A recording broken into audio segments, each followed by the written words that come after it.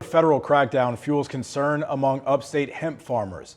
Many of them now wondering if they'll be able to grow and sell the plant under a new ban. Our Caitlin Ashbaugh joins us live in Travelers Rest. Caitlin, explain this new provision, why it's here, and what that means for upstate farmers.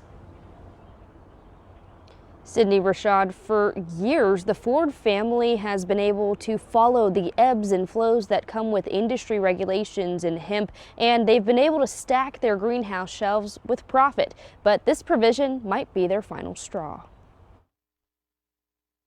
The Ford family relies 85% of its sales on hemp. It's a very hands-on plant. They'll come in here, see what it needs. They were among the first in the state to grow the plant after it was legalized in 2018. A farm bill removing the word hemp and other forms of cannabis with no more than 0.3% THC from the definition of marijuana. By joining the industry, Lee Ford tells us he's been able to afford raising a family of his own. But the goal was always to create treatments for those who faced medical conditions like epilepsy or cancer. To help kids, to help people, to have a viable thing in farming to be able to be a part of and to be able to do a good thing. I mean, it just all seemed to fit together in a puzzle.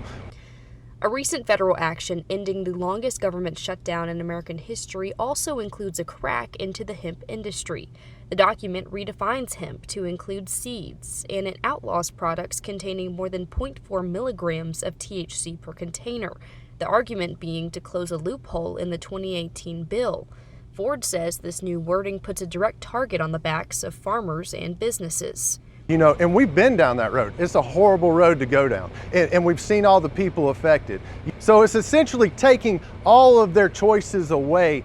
Industry executives expect the move to wipe out 95% of a $28 billion hemp retail market when it takes effect next year.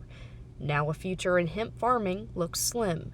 Ford says they're eyeing the risk of empty shelves. Totally gone. Totally gone. Kids with epilepsy will have to uproot in South Carolina and go to a medical state that has marijuana because they have changed the definition of hemp. We are sick and tired of them coming after hemp to make definitions for marijuana. They need to regulate it.